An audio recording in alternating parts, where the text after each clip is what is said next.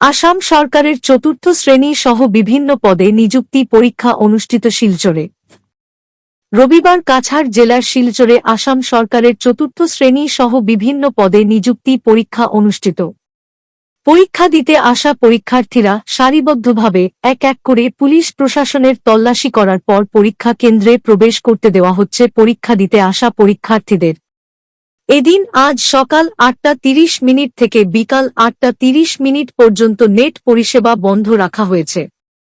প্রার্থীদের সুবিধার্থে কাছাড় জেলায় ২৯টি পরীক্ষা কেন্দ্র খোলা হয়েছে জেলা প্রশাসনের পক্ষ থেকে। কাছাড় মোট ৩৩,৯১৬ জন প্রার্থী চতুর্থ শ্রেণী সহ বিভিন্ন বিভাগে পরীক্ষায় অংশগ্রহণ করেছেন।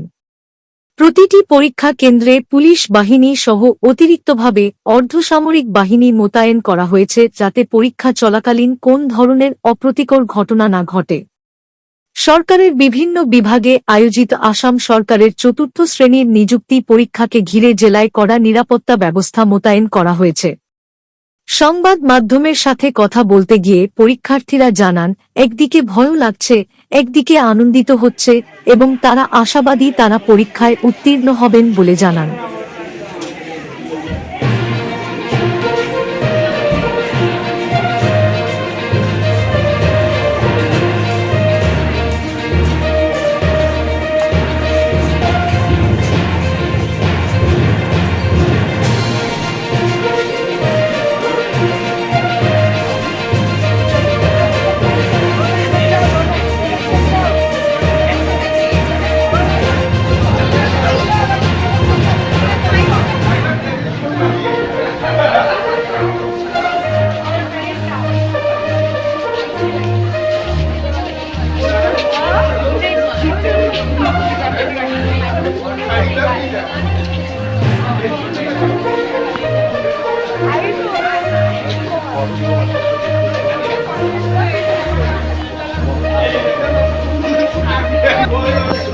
Yeah.